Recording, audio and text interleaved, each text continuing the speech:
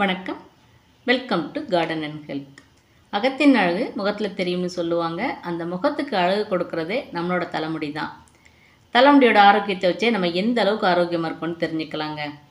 நிறைய பேருக்கு தலைமுடி உதிர்வு ஒரு பெரிய பிரச்சனையாகவே இருக்கும். தலைமுடி உதிர்றதுக்கு பரம்பரை, உடல் உஷ்ணம்னு நிறைய காரணங்கள் இருந்தாலும் முக்கிய காரணமாக உள்ளது பொடுகு தொந்தரவு தான். என்னதான் நம்ம அடிக்கடி தலைக்கு ஷாம்பு, சீயக்காய் தேய்ச்சி குளிச்சா கூட பொடுகு மட்டும் போகவே போகாது. இன்றைக்கி நம்ம அப்படிப்பட்ட அந்த பொடுகு தொந்தரவுக்கு ஒரு நிரந்தர தீர்வு தரக்கூடிய இயற்கையான மூலிகை செடியை பற்றி தான் இந்த வீடியோவில் பார்க்க போகிறோம். உங்கள் வீட்டில் யாருக்காவது பொடுகு தொந்தரவு இருந்ததுன்னா இந்த வீடியோ உங்களுக்கு ரொம்ப பயனுள்ளதாக இருக்குங்க. இந்த செடி தாங்க இந்த பொடுகை போக்கக்கூடிய அற்புதமான மூலிகை செடி. இந்த செடிக்கு பேர் தான் பொடுதலை. இந்த பொடுதலை செடியை எப்படி நம்ம மற்ற செடிகள்லேருந்து வித்தியாசப்படுத்தி பார்க்குறது, பொடுகு தொந்தரவுக்கு எப்படி இந்த செடியை பயன்படுத்துறது, பொடுகு பிரச்சனை தவிர வேறு எதுக்கெல்லாம் இந்த செடியை நம்ம பயன்படுத்தலாம், இந்த செடியை எப்படி நம்மளோட வீட்டு தோட்டம் அல்லது மாடி தோட்டத்தில் ஈஸியாக வளர்க்கலாம் அப்படின்னு தான் இன்றைக்கி நம்ம இந்த வீடியோவில் பார்க்க போகிறோம். முதல்ல இந்த மூலிகை செடியை எப்படி மற்ற செடிகள்லேருந்து வேறுபடுத்தி பார்த்து இதுதான் பொடுதலை செடின்னு கண்டுபிடிக்கிறதுன்னு பார்த்துடலாம். பொடுதலோட இலைகள் நல்ல அடர் பச்சை நிறத்தில் இருக்கும். அதே மாதிரி இலைகள் நல்ல தடிமனாகவும் சொரசொரப்பாகவும் இருக்கும். இந்த இலைகளோட விளிம்புகளில் பார்த்திங்கன்னா இந்த ரம்பத்தில் இருக்க பல் மாதிரியே இருக்கும். இது நல்லா படர்ந்து வளரும். அதே மாதிரி ஈரப்பதம் அதிகமான இடங்களில் தான் அது நல்லா படர்ந்து வளரும். வெள்ளை நிற பூக்கள் பார்க்குறதுக்கு மூக்குத்தி போல் அழகாக இருக்கும். காய்கள் இந்த மாதிரி நீளமாக திப்பிலி போல் இருக்கும். தலையில் பொடுகு அதிகமாக இருந்ததுன்னா இந்த பொடுதலை இலையை பறித்து எண்ணெயில் போட்டு காய்ச்சி அந்த எண்ணெயை தலைக்கு தேய்ச்சி அடிக்கடி குளித்து வந்தாலே பொடுகு இருந்த இடம் காணாமல் போயிருங்க. இது ஒரு மெத்தட். அதே மாதிரி அந்த ஃப்ரெஷ்ஷான பொடுதலை இலை கூட கொஞ்சமாக தயிரும் சேர்த்து மிக்சியில் நல்ல மையாக அரைச்சிட்டு ஒரு துணியில் வடிகட்டி அந்த சாரை தலைக்கு தேய்ச்சி ஒரு அரை மணி நேரம் ஊற வச்சு குளித்து பாருங்கள். பொடுகு தொல்லை இருக்கவே இருக்காதுங்க. இது இன்னொரு மெத்தட்.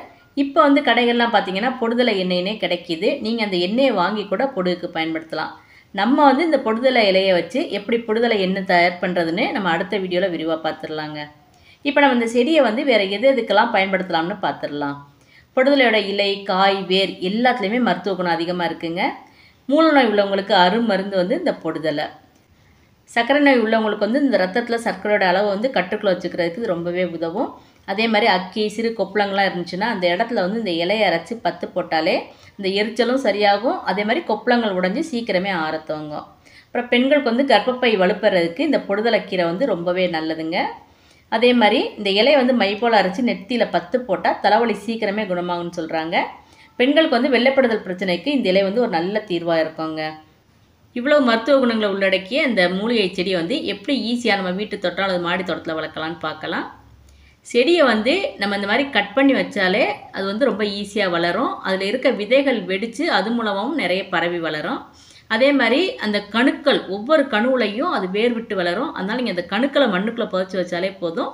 பொடுதலை நல்ல இந்த மாதிரி படர்ந்து அடர்த்தியாக வளர ஆரம்பிச்சிடும். ஆனால் இந்த செடிக்கு எந்த நேரமும் ஈரப்பதம் தேவைப்படும். பாருங்கள், நான் ஒரு 3 நாள் செடிக்கு தண்ணி ஊற்றலை, எந்த அளவுக்கு செடி காஞ்சி போயிருக்கு அப்படின்னு. ஆனால் நம்ம திருப்பியும் தண்ணி ஊற்ற ஆரம்பிச்சிட்டோம்னா திரும்பியும் நல்ல அது தழைச்சி வர ஆரம்பிச்சிடும். எல்லார் வீட்லேயும் கட்டாயம் இருக்க வேண்டிய மூலிகை செடி இந்த பொடுதலைங்க. உங்களுக்கும் இந்த செடி வேணும் அப்படின்னா மேலே ஸ்க்ரீனில் தர நம்பருக்கு வாட்ஸ்அப் பண்ணிடுங்க. இந்த வீடியோ உங்களுக்கு பிடிச்சிருந்தேன்னா உங்கள் ஃப்ரெண்ட்ஸுக்கும் மற்றவங்களுக்கும் ஷேர் பண்ணி விடுங்க. மறக்காமல் நம்மளோட கார்டன் ஹெல்ப் சேனலை சப்ஸ்கிரைப் பண்ணிடுங்க. தேங்க்ஸ் ஃபார் வாட்சிங். இப்போ இதே இப்போ நான் ஒடிச்சுக்கிறேன். ஒடிச்சு இதை ஒரு செடியாக கூட அப்படியே வச்சிடலாம்.